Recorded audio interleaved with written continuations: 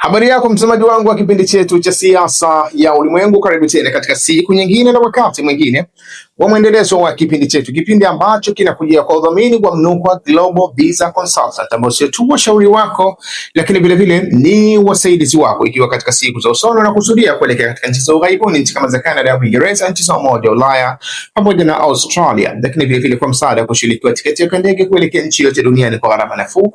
Unaweza kuwasiliana nao kupitia namba hizo kwa chini ya tangazo kwa msaada, ushauri pamoja na mwongozo.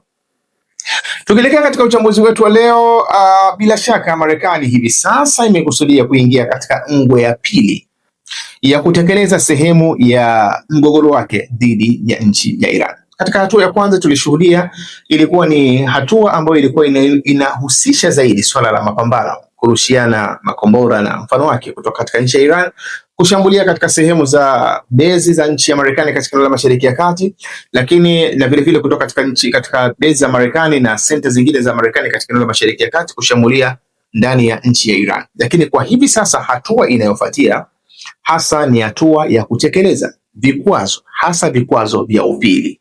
Sio vikwazo vipya, ni vikwazo vya muda mrefu, lakini kwa hivi sasa kinachoonekana wazi ni kwamba Marekani imedhamiria kuvitekeleza vikwazo hivyo kwa nguvu kubwa ili kuhakikisha kwamba inaondoa uwezo wa utawala uliopo ndani ya nchi Iran. Na hiyo ni kutokana na maneno yaliyozungumzwa na waziri wa fedha wa nchi ya Marekani, Scott Bessent, ambayo moja katika maelezo yake ilikuwa ni kwamba wanakwenda kutekeleza vikwazo ambavyo dunia haijawahi kuexperience, dunia haijawahi kushuhudia.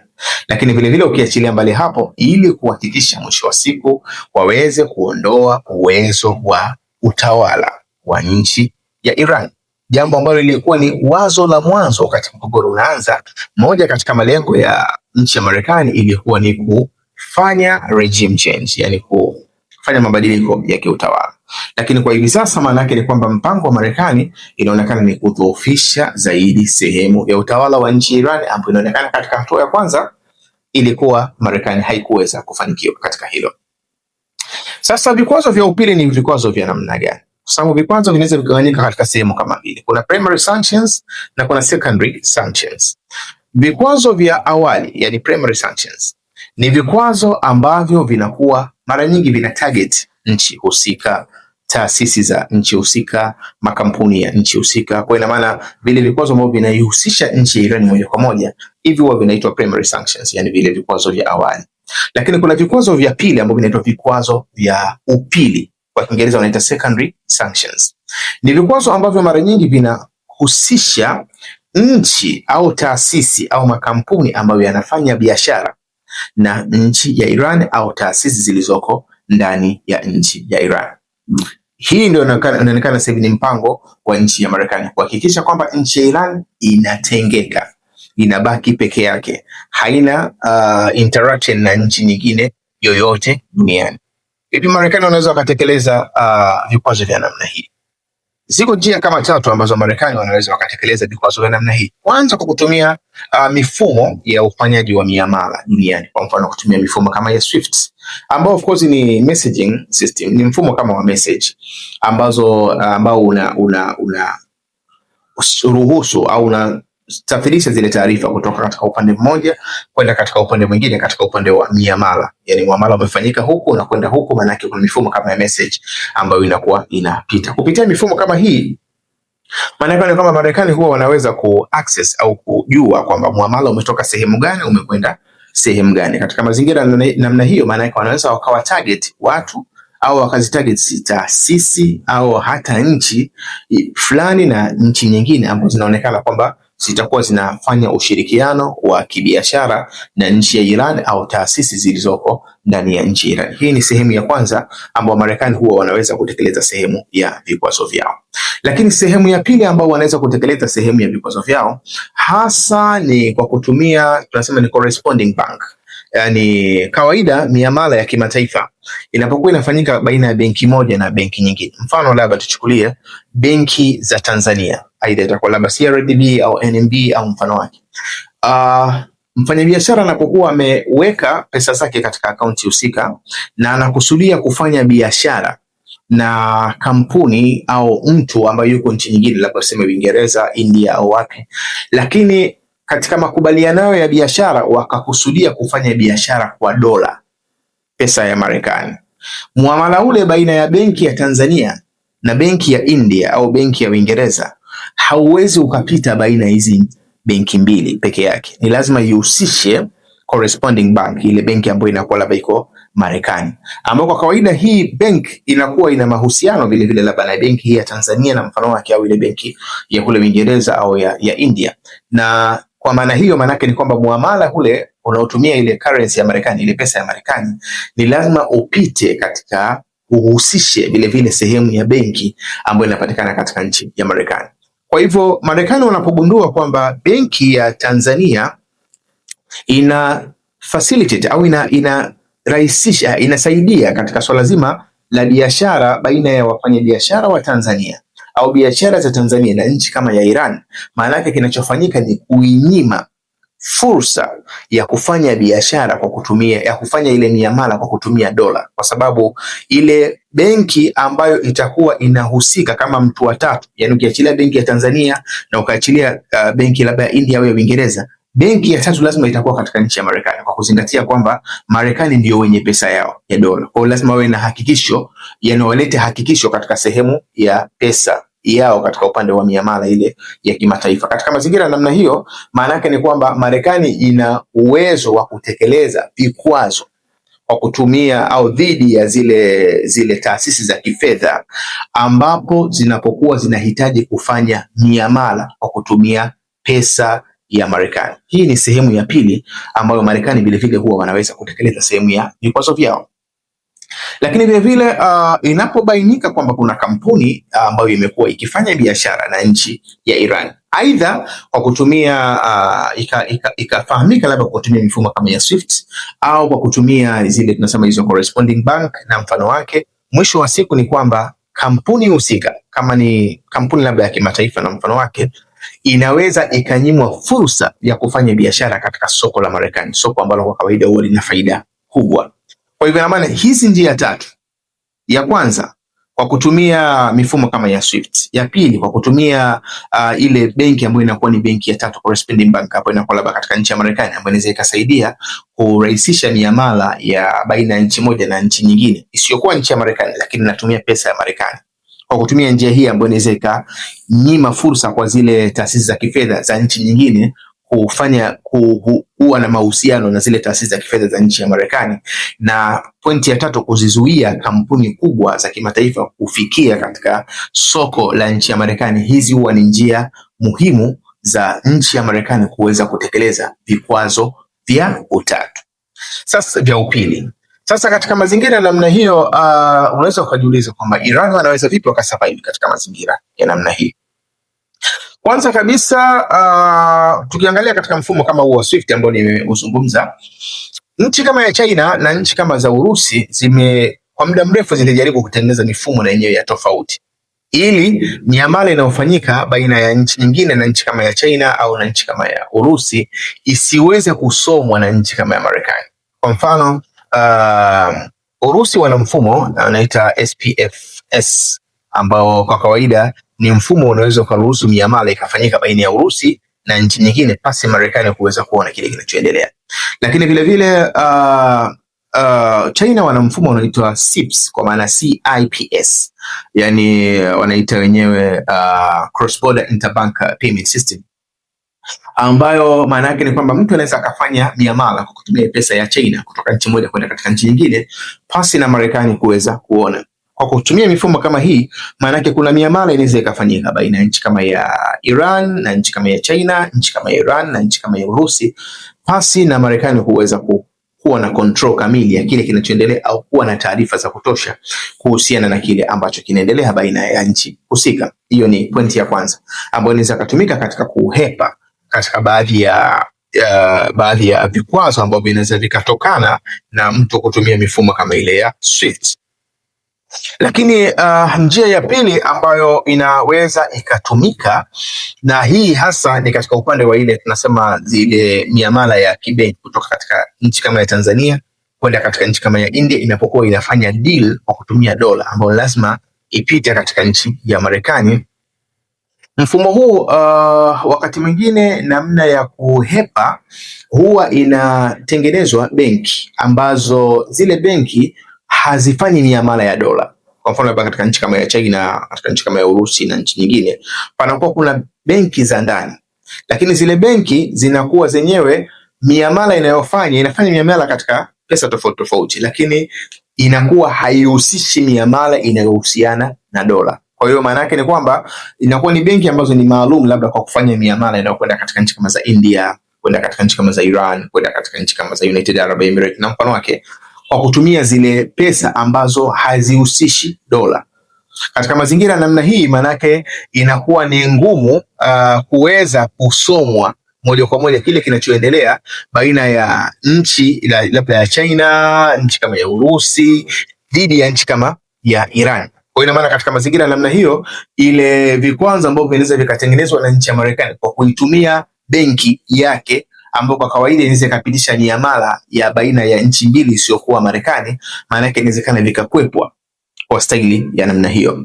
Lakini jambo la tatu maana yake ni kuhusiana na ile kuingia katika soko la Marekani, kwamba kampuni kubwa ambazo zinapokuwa zinafanya biashara za kimataifa labda na nchi kama ya Iran, tatizo lake kubwa inakuwa ni moja, kwamba inapobainika hivyo maana yake ni kwamba kampuni husika inazuiwa kushiriki katika biashara kama katika ile ununuzi wa masuala kama ya share na uwekezaji labda katika soko la nchi ya Marekani na mfano wake.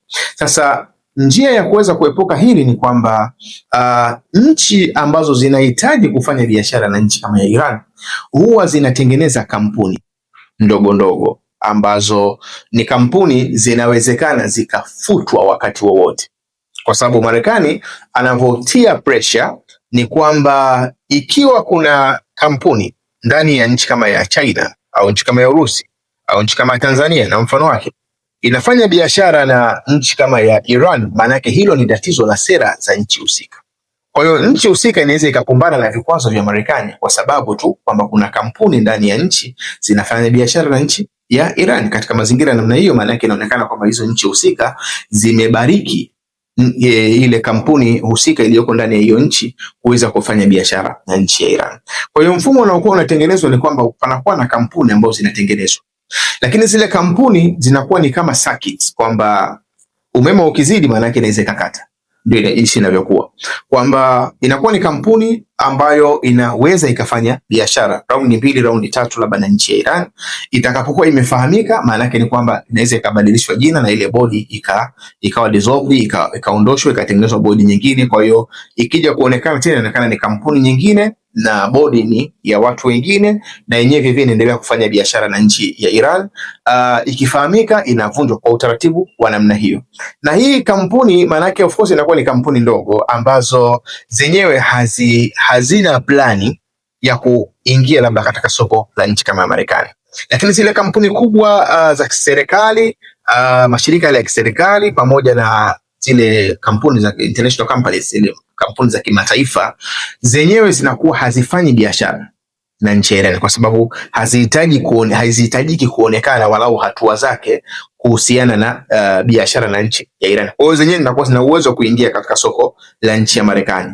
Lakini inapokuja katika hizi kampuni ndogo ndogo, maana yake zinakuwa zinaendelea kufanya biashara na nchi ya Iran, na pale zinapokuwa zinafahamika, maana yake ni kwamba nchi husika inaweza ikadeclare kwamba tunaifunga kampuni fulani kwa sababu inafanya biashara na nchi ya Iran, na ili hali kwamba hiyo nchi husika labda ya China au Urusi yenyewe ndio imebariki kutengenezwa kwa kampuni hiyo. Kwa hiyo maana yake hiyo ni miongoni mwa njia ambazo huwa zinatengenezwa kwa ajili ya kuweza kukwepa hicho ambacho Marekani anakuja nacho, na katika mazingira namna hiyo maana yake kinaweza kuleta hakikisho la kuweza kusurvive kwa muda mrefu, na hii ndio njia ambazo zimekuwa zikitumika kwa muda mrefu katika nchi kama ya Iran.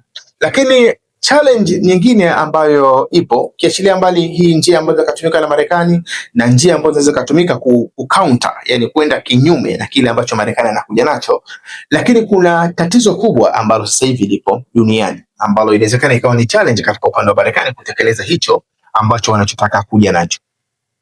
Nacho si kitu kingine hasa ni kwa sababu sasa hivi hatupo tena katika ile tunasema unipolar world. Hatupo katika dunia ambayo Marekani ndio ana nguvu ya kila kitu. Tupo katika dunia ambayo tunasema tupo katika multipolar worlds. Tupo katika dunia ambayo wenye nguvu ni wengi, na kuwa na nguvu kinachokusudiwa inawezekana isiwe ni nguvu kubwa labda ya kijeshi kushinda Marekani. Marekani ana nguvu kubwa ya kijeshi, ana uwezo mkubwa, uwekezaji wake ni mkubwa. Marekani ina uchumi mkubwa, inafahamika duniani. Lakini sasa hivi katika dunia ziko nchi ambazo zina karata muhimu ambayo Marekani hizo karata hana. Na mfano ni nchi kama ya China. China wana rare earth metal. Ni matajiri katika upande wa madini ya dimu duniani. Na wao ndio wauzaji, wachakataji wakubwa zaidi duniani. Na hata ile movement ya Rais Donald Trump kwenda katika nchi ya China hivi siku za karibuni, kama mwezi mmoja na nusu takriban umepita, na alikwenda na wafanyabiashara wakubwa kina Elon Musk na mfano wake. Moja katika deal ilikuwa ni kuitaka nchi ya China iweze kuondoa baadhi ya uzito katika upande wa biashara kama za rare earth metal na mfano wake, kwa sababu ni madini ambayo ni muhimu sasa hivi kwa ukuaji wa teknolojia, katika upande wa uwekezaji, katika masuala ya ulinzi na usalama. Kwa hiyo ni kitu ambacho kina matumizi makubwa. Kwa hiyo ukisema labda Middle East kuna mafuta, basi ujue China wenyewe wana rare earth metal. Ukisema Marekani wana dola, ujue China wana rare earth metal. Kwa hiyo hii ni tatizo la kwanza, kwamba ziko nchi ambazo zina nguvu na zenyewe vile vile zina kadi ambazo kwa kutumia kadi hizo Marekani hawezi kuwa na nguvu ya 100% ya kutawalia kila kitu. Hiyo ni pointi ya kwanza.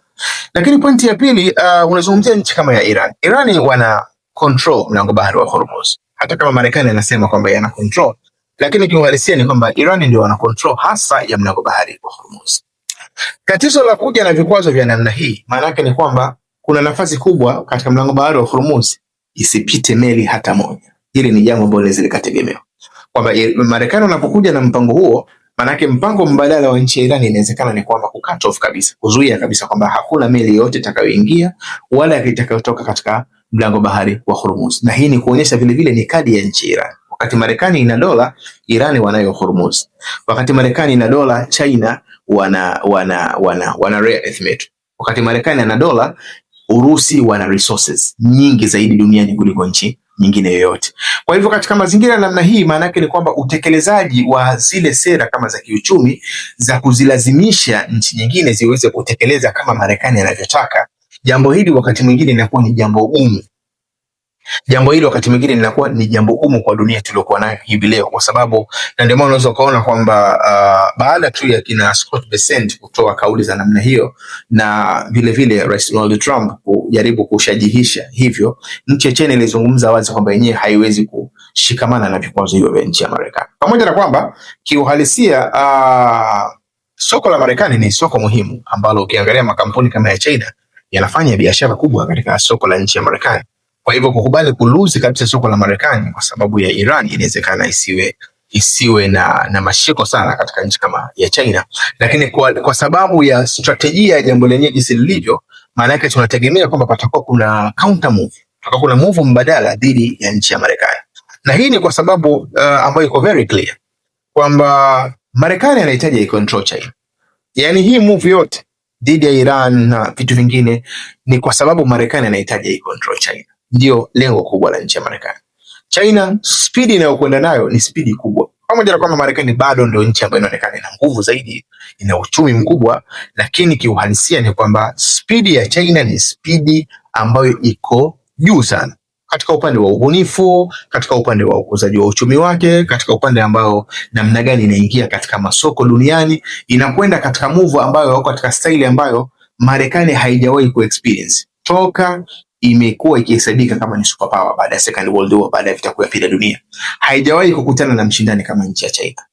Katika mazingira namna hiyo, China inafahamu vizuri kwamba itakapotoa fursa ya kucollapse kwa nchi kama ya Iran, maana yake ni kwamba hilo peke yake litakuja kuleta shida kubwa sana katika nchi ya China, kwa kuzingatia kwamba nchi pekee ambayo katika eneo kama la Mashariki ya Kati ina uhuru wa biashara kama ile ya mafuta ni nchi ya Iran. Hizi nchi nyingine zote kama za United Arab Emirates, nchi kama za Saudi Arabia, Iraq na mfano wake. Tena nchi kama ya Iraq ndo kabisa, kwa sababu ukiangalia hata ile miamala yake ya biashara na mafuta, pesa zinaingia katika akaunti ya nchi ya Marekani. Kisha Marekani ndo wanatoa kiasi cha pesa wanaipa serikali ya nchi ya Iraq. Kama inavyofanyika katika nchi ya Venezuela. Kwa hiyo hizi nchi zote katika eneo la Mashariki ya Kati ni nchi ambazo masikio yake ya usikivu yapo katika nchi ya Marekani. Katika mazingira ya namna hiyo, maana yake ni kwamba ili Marekani iweze kucontrol soko zima lile la mafuta dhidi ya nchi kama ya China, maana yake ni kuhakikisha kwamba nchi kama ya Iran ina collapse.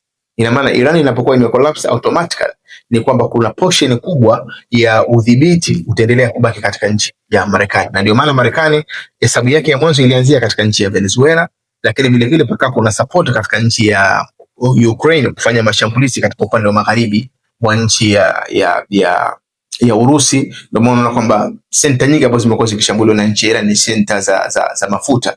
Alafu sehemu iliyokuwa imebakia hasa ilikuwa ni katika nchi kama ya Iran. Kuimaliza nchi ya Iran, mwisho wa siku ni kwamba ile Gulf yote ukija katika nchi kama ya Iran, ukija katika nchi kama ya Venezuela, ukija katika upande kama mashariki mwa nchi ya Urusi vile vile uweze kucollapse automatically, ni kwamba mfanya biashara mkubwa anabaki kwamba ni nchi ya Marekani ndio anayekuwa ana monopolize, anatawalia kila kitu katika upande wa biashara ya mafuta ambao ndio uhai mkubwa wa pesa yake ile ya dola. Kwa hiyo katika mazingira namna hiyo, maana yake ni kwamba kutoa fursa ya namna yote ya Iran kushindwa kusurvive katika hichi ambacho kinakuja, maana yake inawezekana ikaja kuwa tatizo kubwa vile vile katika nchi ya China, pamoja na kwamba China imekuwa ikijaribu kufanya vizuri katika staili ya tofauti tofauti kuingia katika masoko tofauti tofauti duniani, lakini mwisho wa siku ikumbuke kwamba uzalishaji wote kwa kiwango kikubwa katika makampuni unasapotiwa zaidi na nishati kama ya mafuta. Kwa hiyo inapokuwa kwamba nishati ya mafuta inakuwa controlled moja kwa moja na nchi kama ya Marekani, cha kwanza moja katika matokeo yake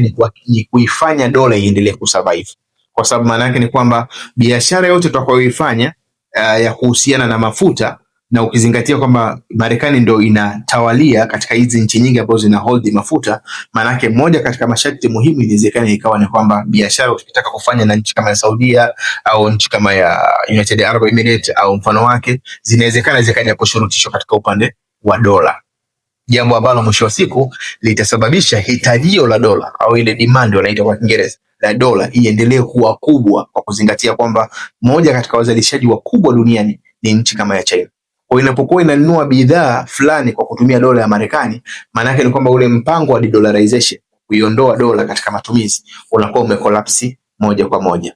Katika mazingira ya namna hiyo, unaweza ukaona kwamba hiyo ni vita ya kusurvive, kwamba Marekani anahitaji atawalie ili kuhakikisha kwamba dola inaendelea kusurvive kwa kuzishurutisha nchi kubwa kama za China ziweze kupata nishati kwa kutumia pesa yake ya dola, na sio kama hivi ambao sasa hivi China wamekuwa wakijaribu kwenda katika mwenendo wa kuhitaji vile vile ile pesa yao ya yuan iwe na matumizi mengi duniani. Kwa hiyo unaweza ukaona kwamba ni hesabu ambazo zinachezwa baina ya upande wa Marekani, lakini vile vile na upande wa pembeni yake labda nchi kama za China na mfano wake, lakini center inawezekana ikawa labda katika nchi kama ya Iran. Kwa hiyo ina maana collapse kwa nchi kama ya Iran kupitia vikwazo hivi vya upili, kama itatokea, ambayo hatuna hakika kama itatokea hivyo, lakini kama itatokea ikafanikiwa hivyo, maana yake ni kwamba hiyo inawezekana ikawa ina madhara makubwa katika nchi kama ya China. Lakini kiuhalisia maana yake ni jambo ambalo bado tuna muda kuendelea kulifuatilia, na tukitaraji kwamba huenda katika muda ujao tutapata taswira itakayokuwa bora zaidi ya hii ambayo tumekuletea.